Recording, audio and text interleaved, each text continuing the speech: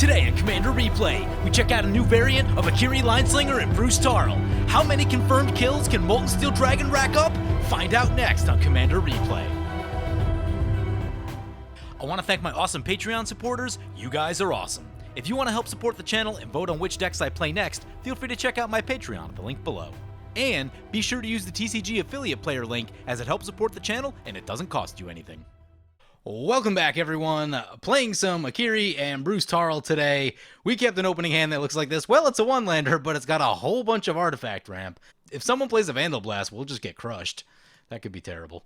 I guess the next thing to do is maybe find some card draw somewhere or something. This hand's gonna get a little wacky. That's a Plains. It's a second land. Second lands are cool, right? Yeah, here we go. Plains. Soul Ring into Signet. Signet into Mox Amber. Mox Amber into Mox Opal. How much mana is that? That is 1, 2, 3. I guess we play ourselves in Akiri. So yes, we are playing Akiri and Bruse today. This is a deck I've been starting to test again. I had stopped playing it for a little while. I was a little disheartened after getting crushed by some Tier 1 EDH decks for a minute. This build today is not so much for the competitive scene, although with a hand like this, it could certainly compete, right? But you don't always get an opener that looks like this one. But this one is still going to be made to compete in, a pretty fast turn 5, turn 6 kind of setting. Uh-oh, that's a Moltensteel Dragon. Well, I guess that means we need to play a Moltensteel Dragon. Actually, how much mana do we have? We have 4, 5, 6, 7. Oh, we're one short of Moltensteel and Bruse. So with that being the case, Moltensteel actually kills things faster. And, I guess, is this non-basics? Non-basics. We could kill that one, yeah. Volcanic Offering doesn't kill the 2 blue players. It's a pretty dirty thing to do. Let's do some attacking. I know Glenn's got a strong deck, so we're going to go in his direction. He has just hosed me a number of times once the Thassa value train gets rolling. It's pretty bad once that train leaves the station. So 4 damage his way, get that commander damage going. And then we will play this Moltensteel Dragon. And we don't actually need to pay the Phyrexian mana right now. We've got so much mana this early in the game that things are pretty ridiculous. Oh, well, I guess we lost a point of damage. We could have played that before combat. Oops. Hopefully that one doesn't matter.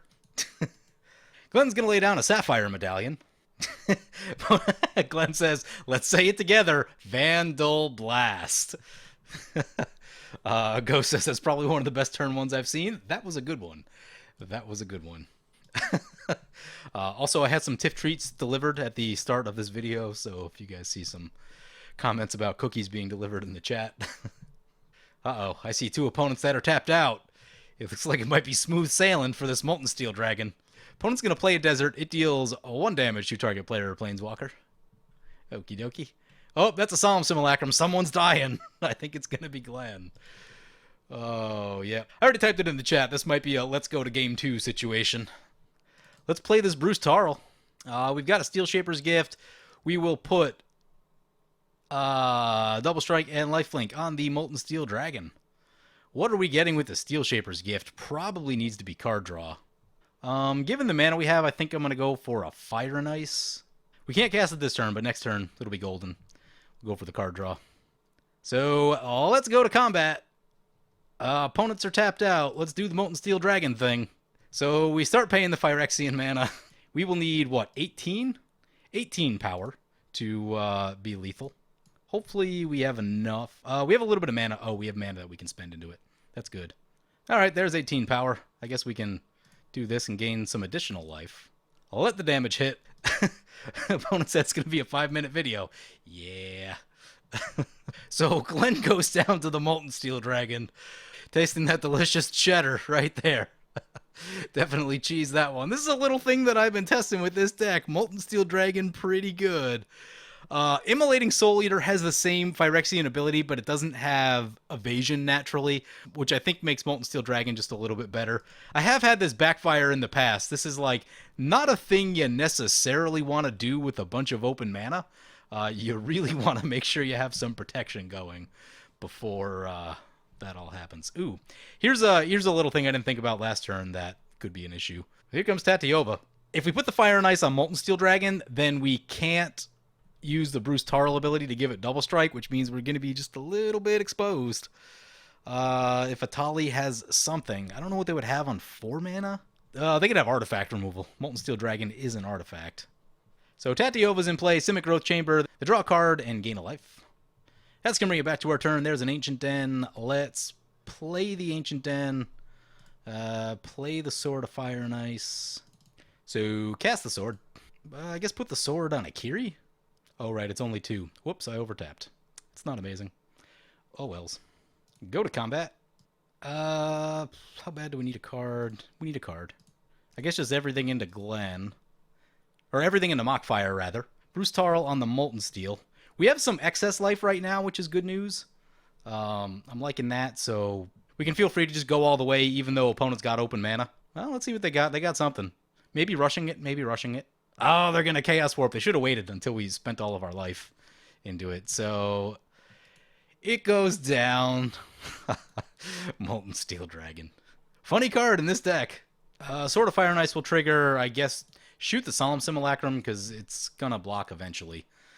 Remove the blocker. We draw a Boros Garrison.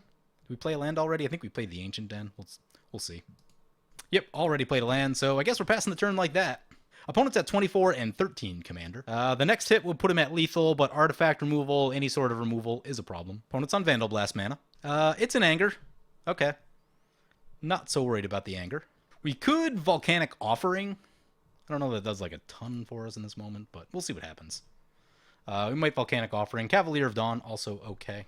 Here's a Green Sun Zenith for opponent. Yeah. Oracle, Azusa, something like that. Dryad Arbor. Draws a card. 3 visits. Dryad Arbor is colorless, right? Yeah, it's not amazing. Volcanic Offering? Maybe. Yeah, I think I'm on Volcanic Offering now. Explosive Vegetation, okay.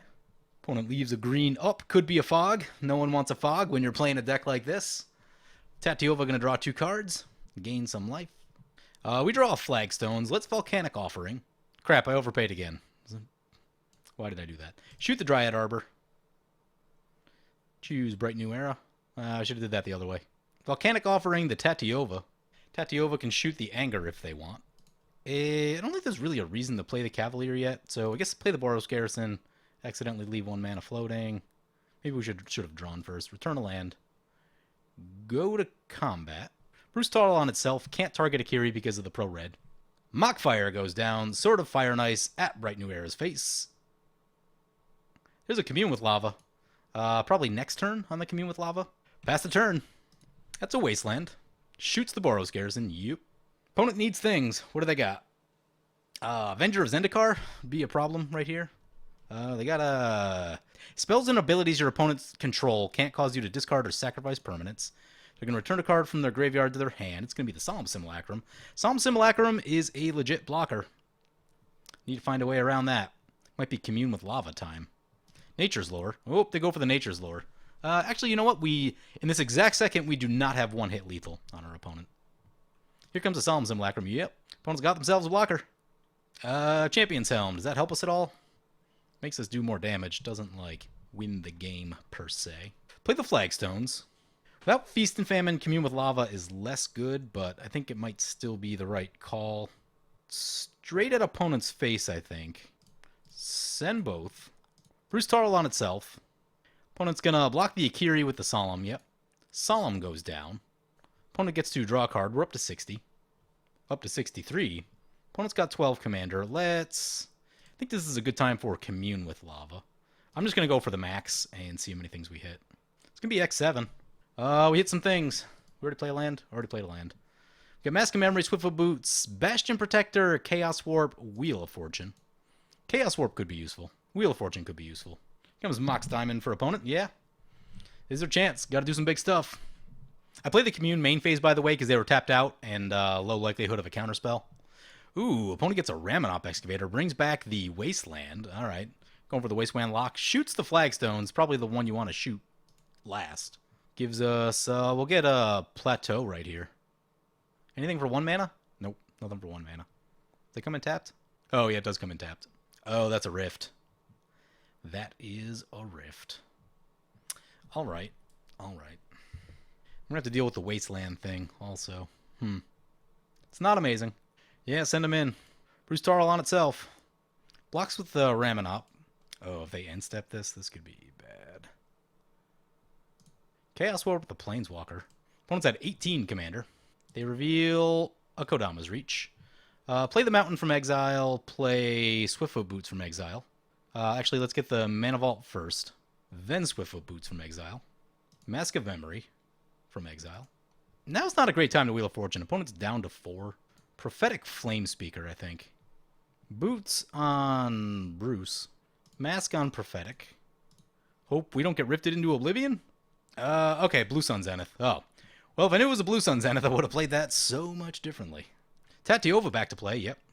That's how most things start with that deck. It's an exploration, it's bad news. Opponent cracks a fetch, yep. Triggers Tatyova. Perhaps played it too conservatively, but you have to be careful with Rift. Opponent's on 7 still. Back up to 8, Chromox. Abundance, it's pretty good. 3 blue mana. This should be lethal, I think. Oh, they got a Chromox, they got some green over there. Still, I think we're okay. Who's got the most damage? Bruse has got all the damage, so ideally evasion on Bruse is where we want to be. Springleaf Drum is not evasion. Sword on Bruse is where we want to be. Move the sword to Bruse. Champion's Helm, Akiri. Equip the Helm.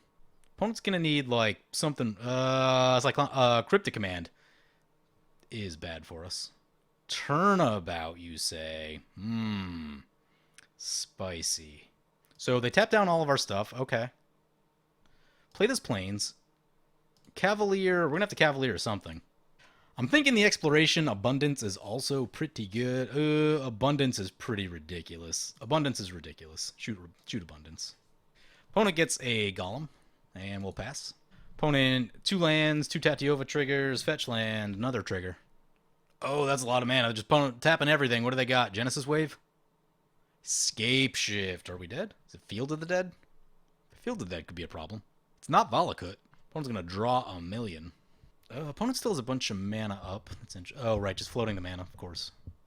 Glacial Chasm is a massive problem. Mystic Sanctuary, Aboro, Temple, Reflecting Pool, Glacial Chasm. Chaos Warp's in the graveyard. Do we have a Strip Mine? We've already used Volcanic Offering. Opponent has to sacrifice a land. Any artifacts in our graveyard that help? Nope. Opponent's got an Azusa. Yep, here come more lands. See what's in the deck. How are we getting rid of this Glacial Chasm? Already used Volcanic. I do run, let's see. No Ghost Quarter. I run only Strip Mine. I usually run Tectonic Edge. Apparently that one got cut. Generous Gift is not in the deck. A Wheels down. Mystical Tutor, that's bad. Splendid Reclamation, gross. Basically got to be Strip Mine off the top. Any way to dig for that Strip Mine? Not so much. Desert for opponent. Tatyova. I knew I should have killed Tatyova before Etali, by the way. I knew that this would happen if I didn't. Etali, I think, is a little bit more manageable. Plus, we have the Pro Red Sword. Oh, opponent's going to turn about. Jace, Wielder of Mysteries. Cool. Opponent just going to draw their deck. Says they have it. All right, game 2. Yeah, no, that was a problem of I should have just attacked Tatyova first. I know what happens if you let a Tatyova untap. Aetherflux Reservoir, huh? Well, Aetherflux Reservoir is interesting if they sack the Glacial Cat. Well, assuming they don't win right there, which they probably do, but...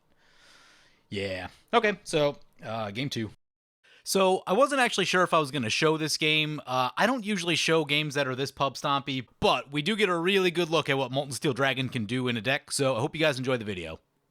Welcome back, everyone. Playing some Akiri and Bruse today. And I am testing my Immolating Soul Eater combo deck. We'll see how this version of the deck goes. This might be a little bit pub stompy. Looks like we're going last in the turn order. Will slow us down a bit. Oh, there's the Moltensteel Dragon. Oh my, we have like all the things we want. This is ridiculous. Okay, play the Arid Mesa. Crack the Arid Mesa. Play the Soul Ring. Play the Signet. And pass turn like that. We could go for the dragon first, but since we have the Swiftfoot Boots, I'd rather protect it with the boots. Maybe we don't. Opponent plays an Edge of Autumn, gets themselves a land. Vampiric Tutor for Nicole Bolas. Divining Top for opponent. Activates the Divining Top. Oh, that's an Ancient Tomb. That's ridiculous. That's 4 mana. That'll put us on 6 mana, and the next turn we just get the dragon. Yeah, okay. Okay. Cast Bruse. Play Ancient Tomb. Use Ancient Tomb, get Swiftfoot Boots, and pass turn like that. Here comes Archon of Sun's Grace. Yeah, that card got us real bad at the Heliod deck that one time. The thing's pretty good. It means this is probably a Karamitra Enchantress deck. Makes 2/2s. We have the Volcanic Fallout. We can deal with some number of 2/2s, but we'll have to be careful. Worn Power Stone for opponent. Opponent activates the Divining Top. We draw a Tithe. We probably do actually need some extra lands. Let's filter some mana through the Boros Signet. Cast the Moltensteel. Pay the Phyrexian mana. Moltensteel Dragon into play. Equip the boots on the Moltensteel Dragon. Activate. Get Tithe. Let's get Mistveil Plains and Sacred Foundry. Let's get the mountain right here. Send both into Cadus. Bruse Tarl on the Moltensteel Dragon. And we're going to Phyrexian mana until we've got enough damage to feel good about it. So first strike hits, we gain some life back. And down they go. That is a turn 3 kill. Here comes Karamitra. Archon of Sun's Grace will trigger. Sadly, there's no additional dragons in the deck. That might be something I need to figure out here. 7 dwarves coming in for opponent. Ooh, that's a Stonehewer Giant. Guess get Mistveil Plains. Oh, we don't have another white. I should have played the white untapped. Well, it is what it is. All right. Swing with both into Depala. Bruse Tarl on the Moltensteel. Nope, I forgot to do the damage thing. Whoops. Opponent's going to go for a Courser of Krufix. Archon of Sun's Grace will trigger. Sterling Grove for opponent. So opponent's got some stuff. Karamitra and Archon coming our way. That actually exposes opponent in the air. That's good. Opponent's going to Wear Tear on the Sterling Grove and our boots. Yep. Opponent's going to crack the Sterling Grove in response. Oh, it's an Aura Shards. So our boots go down. Sterling Grove is down. Aura Shards on top of the library. That's a Feast and Famine. It's a pretty good one. Equips the Feast and Famine. Coming our way. I think we're just taking the hit. Stonehewer Giant, too valuable. Feast and Famine will trigger. Discard the land, I guess. Here comes Depala. Opponent leaving 1 mana up. Could be a Swords of the Path. That's trouble. There's a Rogue's Passage. Play the Rogue's Passage. It's cheaper to use Volcanic Fallout than to use Rogue's Passage. Also burns less life, I think. No, it'll burn the same as using Ancient Tomb. Okay. So, Rogue's Passage on Moltensteel Dragon. Go to combat. Send Bruse at the Depala opponent and Moltensteel at the Karamitra opponent. Bruse on the Moltensteel. Give it double strike. Start paying life. So we go down to 2. Gotta hope all this gets through. Opponent goes to 0. Sky Sovereign coming into play. That's a real card. Opponent's going to do 3 damage to the Bruse Tarl. We're going to activate the Giant and get some equipment. Let's get a Fire and Ice. We need card draw pretty badly. Opponent's going to do this with a Feast and Famine. Yep. Probably the Sarkhan's Triumph right here. Need that one the least. Renegade Wheelsmith coming into play. Here's a land. Play the land. Go to combat. Bruse Tarl on the Moltensteel. Opponent's going to crew up the Sky Sovereign. Yep. We'll make Moltensteel unblockable. And opponent going to scoop it right there. Yeah, so it worked like a charm. That's about as Christmas landy I think as this deck is going to get. Everything went beautifully.